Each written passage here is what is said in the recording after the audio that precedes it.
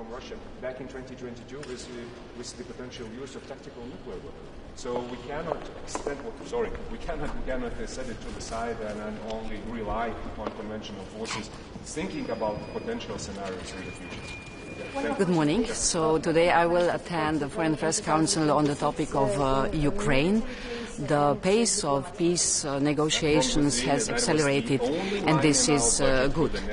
It is good because we see the development, and I'm also very happy that the accession process of Ukraine will play a crucial role. We see the membership of the Ukraine in the European Union as a political anchor of the security guarantees, and this is important for Ukraine, and it is also important for the European Union. In order to be able to do this, we have to go on with the reforms, and we are doing this. Last week, the European Commission has gotten from the member state important direction, and we can go on the technical level in the clusters 1, 2, and 6. The only way that we can secure peace and prosperity in Ukraine is that we go on with the accession process, and this is exactly what we are doing right now. That are paramount for Lithuania. That is territorial integrity, sovereignty. And I hope that all of us, once again, will conclude this within the Council. This is not a time for the speculations. I'm very happy that the accession process or membership will play or is playing a role in the peace negotiations, but we have to see what will come out at the end. What is important is that through the accession process we can make Ukraine more prosperous, more stable, more democratic, and this is the most important part, not just because of the Ukraine but also for the European Union, making Ukraine stronger. It's also important for the European security. And I'm happy that the enlargement process is playing a big role, as it has played in the past 40 years. Whenever there were important events in the history, we could have a good answer through the accession process, and I'm sure this will happen this time again. Allow me to ask you this question. We know that all this started when Russia started to stop other nations from joining the partnership agreements. Do you think they will be silent watching Ukraine joining the EU? Do you think that they will not raise another kind of vetoes? You're right. You know, the conflict between Russia and Ukraine didn't start with the war in 2022. It started when Ukraine decided to go its European way with deep and comprehensive free trade agreement. That's why it is important what we hear, that the accession process is a part, or a membership of Ukraine and the EU is a part of the peace negotiations. So in this respect, apparently what we are doing now is exactly that nobody is opposing the membership of Ukraine in the EU, and this is great.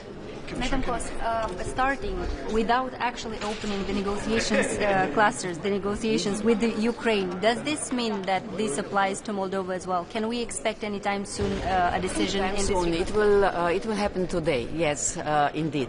So today we will have a meeting to get the orientation. So what we need as the European Commission is getting the orientation or direction what we can do. Indeed, for opening officially, we would need EU27 decision, which we don't have. But it doesn't mean that we cannot do what is right. And the right thing is to go on with the technical part of the negotiations. And this is what we got the green light last week in Lviv for Ukraine. And hopefully this is what is planned for today. We will get it for Moldova. Can EU membership really provide the same kind of security guarantees? Sorry, can EU membership really provide the same kind of security guarantees that Ukraine needs? Say if it gives up on NATO membership, can the EU provide something similar? Indeed, I'm speaking about the political anchor of the security guarantees, not guarantees on general. But for the political part, the EU membership of Ukraine for sure will contribute for the safety, for the prosperity, and actually for secure Europe also. So yes, indeed, the EU membership is playing a crucial role for what is happening now in the peace negotiations. Commissioner, also, I'm from Georgian independent media. Georgia not online now today, but Georgian people still want to be part of European Union. What we should expect from the EU meeting on the final conclusions, and how do you see what should be next, or how can Georgia return to this path regarding Georgian dreams, repressive laws, and actions against people and protesters as opposition parties? The conclusions will be done in the Council, so I cannot speak about this. But the recommendations and conclusions from the enlargement report. And in this enlargement report, we say that Georgia has backsliding as no other country. So if the country wants to move further on the European path, they have to do it differently. This is for the government. And of course, we will further on supporting the civil society and independent media, because this is very much important, not just to give hope to the people, but also to tell the government that it is not right if they don't consider what the people want. And speaking about Georgia, I really, really hope that with the support of your people, the Georgian authorities, the government will come back on the European path. But of course, it is in their hands. Commissioner, what should be Ukraine's priorities in terms of fighting corruption? Can you tell more about this new 10-step plan? Yes, so I'm very happy that we have the European Commission and Ukraine. We have adopted a special 10 points priority plan. So I would say it is nothing new, but we have set the priorities, what needs to be done in 1 year from now on. And there are many points, like, for instance, securing independence of NABU and SAPO, going on with the appointing of vetted judges, and so on. So I'm very happy we could agree on these 10 points. This is also very much important. Why?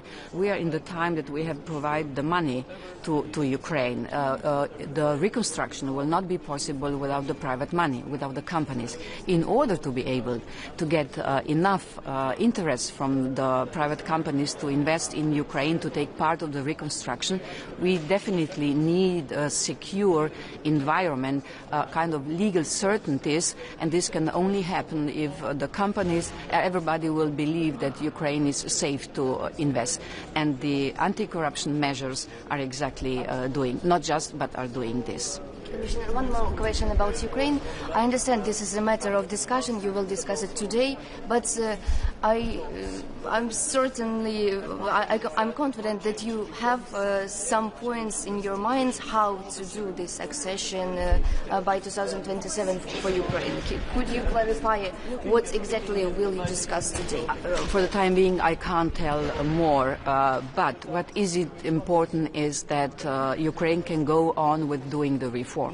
And this is the most important part. It is not just about the accession process. It is how Ukraine can be more prosperous, more democratic, and more safe. And the accession process is enabling all this. We are really working hard. As you have seen, it was together with Moldova the fastest screening ever in the history of the European Union. And Ukraine is doing reforms when the bombs are falling on the country. Moldova is doing the reforms during really a very strong hybrid war from the side of Russia. So those two countries have shown that sometimes impossible is possible. And I'm very happy that I can be of help, or that the European Commission can follow and motivate those countries to do even more.